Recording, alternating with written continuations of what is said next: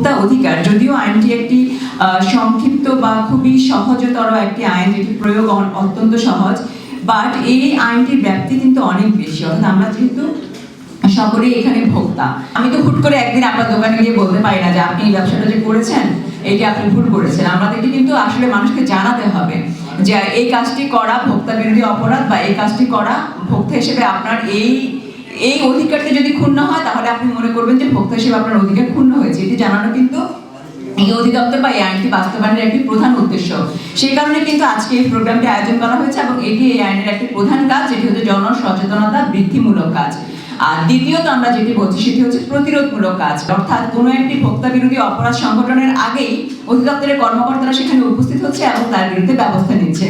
তৃতীয়ত যেটি সেটি হচ্ছে আপনি আপনার অধিকার জানলেন, আমরাও ব্যবসায়ী বৃন্দকে অধিকার সম্পর্কে জানালাম, তা প্রতিরোধমূলক ব্যবস্থাও নিল। আমাদের অফিসাররা প্রতিনিয়ত বিভিন্ন বাজারে গিয়ে তদারক ব্যবস্থা গ্রহণ করলো, কিন্তু তারপরেও যদি একজন ভোক্তা হিসেবে আপনি মনে করেন যে কোনো কারণে আপনার অধিকার ক্ষুণ্ণ হয়েছে, তাহলেও কিন্তু এই আইনের প্রতিকার পাওয়ার সুযোগ রয়েছে। সেটি হচ্ছে আপনি এই আইনের অধীন কিন্তু চাইলে এই অধিদপ্তরে লিখিত অভিযোগ দায়ের করতে পারেন। দেখলেন যে আপনার ভোক্তা অধিকার ক্ষুণ্ণ হয়েছে, বা আপনি একটি পণ্য কিনেছেন যেখানে আপনাকে ওজনে কম দিয়েছে, বা আপনার যে পণ্যটি দিয়েছে সেটি হয়তো মেয়াদ উত্তীর্ণ হয়ে গেছে, আপনি কিন্তু সেখানে দাঁড়িয়েই চাইলে অভিযোগটি করতে পারবেন সেই সফটওয়্যারের মাধ্যমে। এটি সারা বাংলাদেশে সম্প্রসারণ করার কাজ চলমান রয়েছে, হয়তো আগামী 15ই মার্চে সেটি অধিদপ্তর চালু করবে বলে আশা ব্যক্ত করছেন। মোড়কজাত পণ্যের 7টা তথ্য আপনি অবশ্যই দেখে কিনবেন। সেটি হচ্ছে ওজন, পরিমাণ, উপাদান, ব্যবহার বিধি, সর্বোচ্চ খুচরা মূল্য, উৎপাদনের তারিখ এবং মেয়াদ উত্তীর্ণের তারিখ।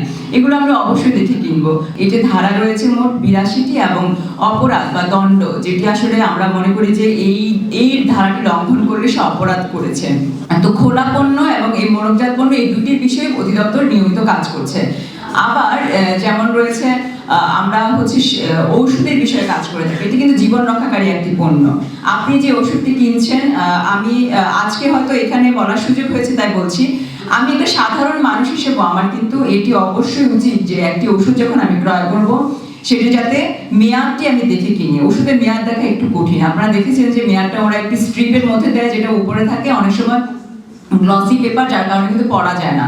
বাট আমি বিনীতভাবে অনুরোধ করবো সবাইকে, আপনারা কিন্তু কেউ কাটা মেডিসিন কিনবেন না। কাটা মেডিসিন বলতে অনেক সময় স্ট্রিপ থেকে ওনারা 2টা করে কেটে বা 1টা করে কেটে কিন্তু বিক্রি করে। যদি আপনি কেটে কিনে নাও তাহলে কিন্তু উপরে আগে দেখে নিবেন যে ডেটটা আছে কিনা, দেন বলবে যে ঠিক আছে তাহলে আমি যদি আজকে 2টা আজকে খেয়ে ফেলবো, আমাকে 2টা তাহলে কেটে দেন। তো এটি কিন্তু আসলে ভোক্তা হিসেবে আমার যেমন অধিকার রয়েছে, তার সাথে সাথে কিন্তু অধিকার শব্দটির সাথে দায়িত্ব কিন্তু অনেক বেশি ওতপ্রোতভাবে জড়িত। তাহলে এই ভোক্তা হিসেবে কিন্তু আমাদের এই দায়িত্বটুকু রয়েছে যে আমি যে পণ্যটি কিনবো সেটি অন্তত আমি দেখে শুনে কিনবো। তারপরও যে ওষুধের যে বিষয়টি রয়েছে সেটি এমআরপি প্রাইসে বা সর্বোচ্চ খুচরা মূল্যে বিক্রি হচ্ছে কিনা, মেয়াদ আছে কিনা, এই বিষয়টি কিন্তু অধিদপ্তর প্রতিনিয়ত তদারকি করছে, এবং যদি কোনো ভোক্তার অধিকার ক্ষুণ্ণ হয় তাহলে কিন্তু প্রতিকারের ব্যবস্থা নিচ্ছে। সত্য, বস্তুনিষ্ঠ ও নিরপেক্ষ দৈনিক জনবাণী।